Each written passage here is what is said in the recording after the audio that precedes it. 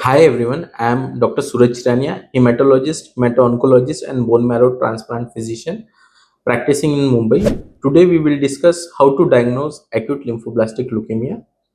Usually the diagnosis of acute lymphoblastic leukemia is a multidisciplinary approach.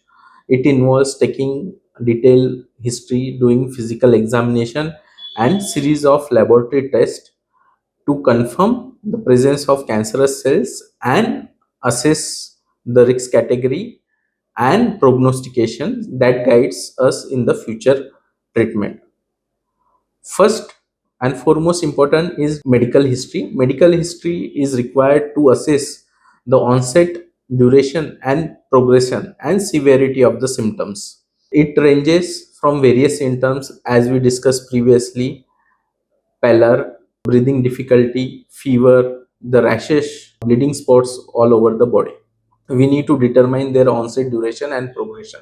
Physical examination, it includes checking the presence of pallor, icterus, a swelling over the cervical areas, axillary areas, means armpit areas, inguinal areas, and assessment of the liver and spleen size.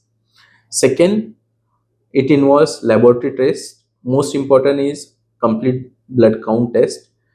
Usually, complete blood count test, there is low hemoglobin and platelets and increase in white blood cell count. It's the most important finding. This complete blood count, after checking through the machine, we make a smear and check under the microscope for confirmation of the presence of the cancerous cells. This test we call as peripheral smear examination of the blood. Third, it involves doing bone marrow test. Bone marrow test, we do two tests in bone marrow test. First is aspiration, where the liquid part we spread over the slide and check under the microscope. Second is a biopsy. In biopsy, we see the bony architecture after removing the tissue from your hip bone and to see the amount of infiltrates in this bony architecture of the hip bone. Fourth, immunophenotyping. It one of the most important tests to know which type of acute lymphoblastic leukemia present or not. Either it can be a B cell or T cell. B cell is relatively very common. It comprises of 85%, while T cell it's a 15% of all ALL. Fifth, cytogenetic and molecular tests. Cytogenetic test, most commonly we do is karyotyping. In karyotyping, we see the presence and abnormalities of the chromosome. There are 23 set of chromosome inside our body. We check for translocation and deletion. FISH testing is more sensitive than karyotyping. It identifies the specific translocations and deletion inside the chromosome. It is usually more sensitive than karyotyping. In this molecular test, we do is polymerase chain reaction (PCR) test. It detects the specific mutation that because of which these cancerous clones arises inside our body. Sixth is we do few scans when patient having breathlessness. We can do X-rays to see whether there are mediastinal mass or widening of the shadows inside the chest. Ultrasound to check for liver and spleen size. When there are the central nervous system symptoms like headache, vomiting, we can do the MRI scan as well.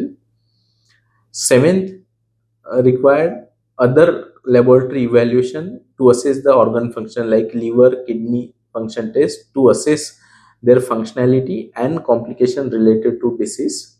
In scan, we also do 2D echo to see the cardiac function evaluation. So, friends, as we have discussed, the diagnosis is a multidisciplinary, requires the help of detailed physical history, medical history, physical examination, and series of tests. These required for confirmation and identifying the risk category of ALL patient, whether they are in standard risk or high risk category. We do mostly this at the time of diagnosis, but some tests like minimal residual disease we do after completion of phases like in the completion of induction phase and consolidation phase to assess the response of treatment. It can guide us to continue the ongoing treatment if it is negative. If MRD comes positive, it will guide us to intensify the treatment by adding immunotherapy, CAR T cell therapy, or a bone marrow transplant at an appropriate phase. So it is very important to for a patient to undergo such test and to take the treatment from a healthcare provider who is experienced in giving and administering and diagnosing such condition. Until next video regarding the treatment, stay tuned, stay informed. Thank you.